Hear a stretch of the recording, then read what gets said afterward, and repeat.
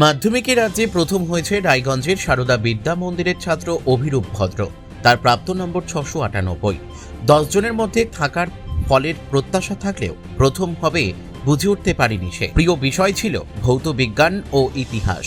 মনীষীদের বই পড়া, সিনেমা দেখা ছিল শখ। স্বামী বিবেকানন্দের বই তার সব থেকে বেশি প্রিয়। তার সাফল্যের পেছনে মায়ের অবদান সব থেকে বেশি। রাজ্যে প্রথম এই অনুভূতি শিহরিত করেছে তাকে। তার এই ফল প্রাপ্তিতে স্কুলের ছিল বড় ভূমিকা বলেই জানিয়েছে অভিরূপ। তোমার নাম? আমার নাম অভিরূপ ভদ্র। কোন স্কুলে পড়তে? সারদা বিদ্যা মন্দির, রায়গঞ্জ, উত্তর দিনাজপুর।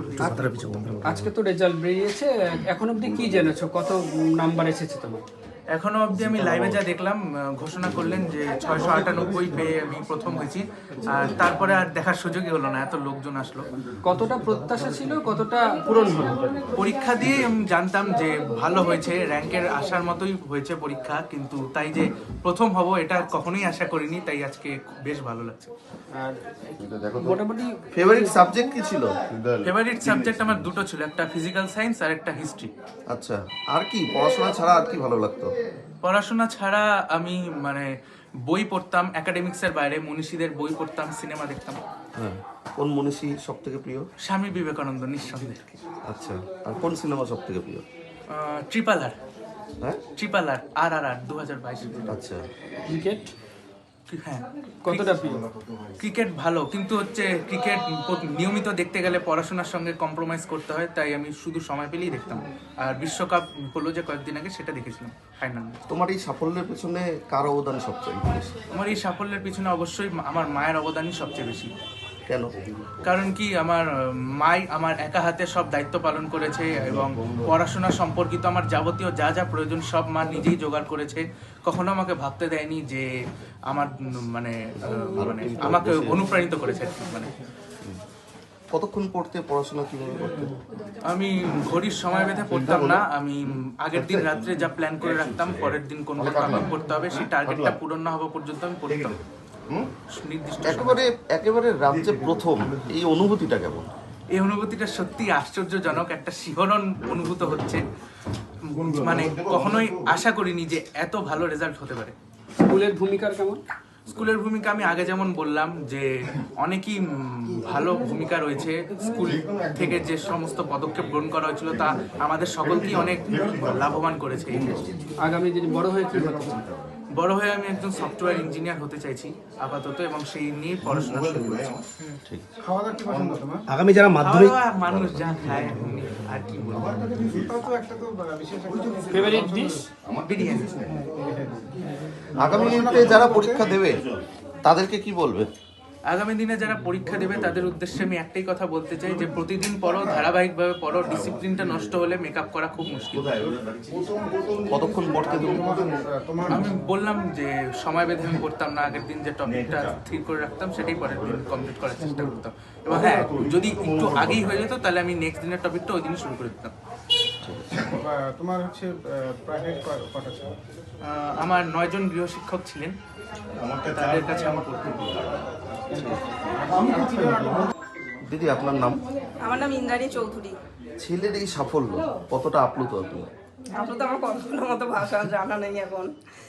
ছেলে তো বলছে বারবার করে যে মায়ের সাহায্য ছাড়া এটা সম্ভব আসলে নয়। ওর তো গার্জিয়ান বলতে আমি একা, ওর তো বাবা নেই। এবার সব দায়িত্বটা আমাকেই সামলাতে হয়েছে, এবং সেই জন্যই ও বলেছে হয়তো সেই কথাটা। কিন্তু পড়াশোনার ব্যাপারটা ও নিজেই, স্কুল তো আছে, স্কুল মানে প্রচুরভাবে ওকে সাহায্য করেছে। আর টিউশন যারা পড়তো সেই টিচাররাও তো অনেক হেল্প করেছে, আর বাকিটা ওর নিজের কৃতিত্ব। ছেলে পড়াশোনায় ভালো আপনি তো জানতেন, হ্যাঁ, কিন্তু ছোট এতটা থেকে- আশা পূরণ হবে সেটা কি ভেবেছিলেন? না, 10-এর মধ্যে থাকবে সেটা ভেবেছিলাম। একেবারে পরীক্ষা এটা কবে থেকে, এই সম্ভাবনাটা কবে থেকে তৈরি হলো যে 10-এর মধ্যে থাকবে? বলছি যে হলো ও পড়াশোনায় ছোট থেকেই ভালো, কিন্তু স্কুলের পরীক্ষাতেও কোনোবার ফার্স্ট হয়নি, আচ্ছা কিন্তু এইবার মাধ্যমিক যে টেস্ট পরীক্ষা হলো স্কুলে সেই পরীক্ষাতেও প্রথম ফার্স্ট র্যাঙ্কটা করেছে। এবার তারপর তখন সেটার পর থেকে ভেবেছিলাম যে 10-এর মধ্যে থাকবে হয়তো বা, কিন্তু ফার্স্ট হবে সেটা ভাবিনি। কতটা আপনি পড়াশোনার জন্য পাশে থাকতেন, একদম পড়াশোনার জন্য না, কত? 9 পর্যন্ত ওকে আমি পুরো গাইড করেছিলাম পড়াশোনার ব্যাপারটা। 10-এ আমি অতটা সময় দিতে পারিনি, মানে আমার বুঝতেই পারছেন একা সংসার, সমস্ত ঘরে বাড়ি সামলাতে হয়, আমার নিজের একটা চাকরি আছে। আপনি কোথায় চাকরি করেন? আমি নার্সিং স্টাফ রায়গঞ্জ মেডিকেল কলেজে। আচ্ছা আর আমাদের 3 শিফটের ডিউটি, মানে প্রচুর চাপ। ওর বাবা ওর বাবা 2020-তে, তখন 5-এর ফাইনাল পরীক্ষা চলে তো। মানে কোভিডের কারণে মানে এখন আগামী দিনে ছেলেকে কোথায় দেখতে চাইছেন, কি হোক আপনার কি আমি আছে? আমার মতটা কখনোই চাপে দেবো না ওর উপরে। ও নিজে চাইছে এখন জয়েন্ট এন্ট্রান্স দেবে আর কি, ইঞ্জিনিয়ারিং লাইনে যাবে। ও নিজে বলেছে, সেইভাবে পড়াটা শুরু করেছে। আর ওর যা প্রয়োজন আমি সেটা এনে দেওয়ার চেষ্টা করি আর কি, মানে সেই পড়াশোনার ব্যাপারে কোনো কিছু ঘাটতি রাখার চেষ্টা করি না, মানে যা যা লাগবে বই বলেন বলেন সব দেই, বাকিটা ওর কৃতিত্ব। এই প্রথাগত শিক্ষার মধ্যে স্কুলের ভূমিকা কতটা?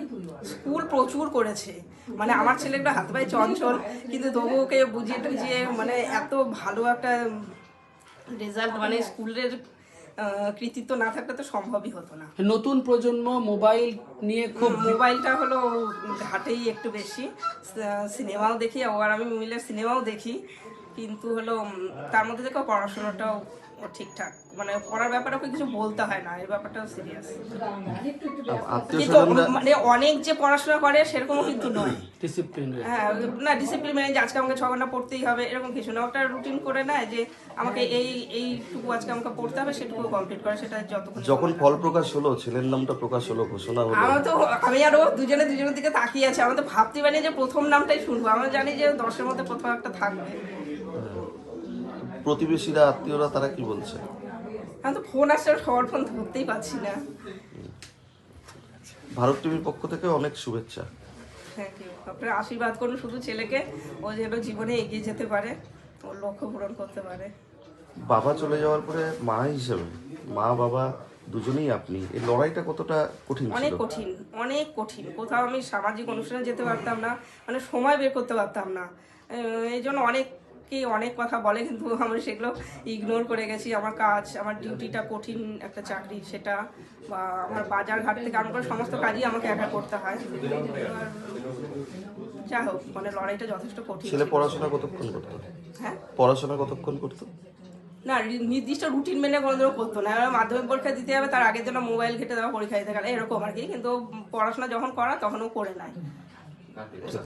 বলতে হয় না, পড়তে বসে কথাটা বলতে হয় না। রায়গঞ্জ থেকে বিথিকা পালের রিপোর্ট, কুলিক নিউজ।